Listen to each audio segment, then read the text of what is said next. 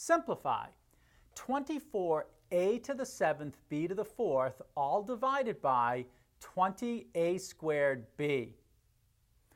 To simplify this, we would take and divide the constants separately. So that's 24 divided by 20.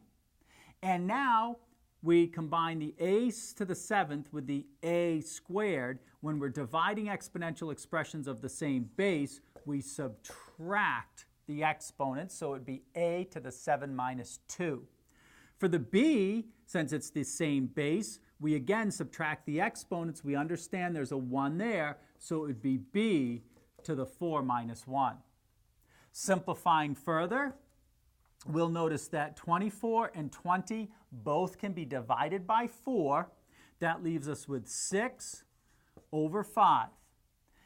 Then a to the 5th, b cubed. So our answer is 6/5, a to the 5, b to the 3.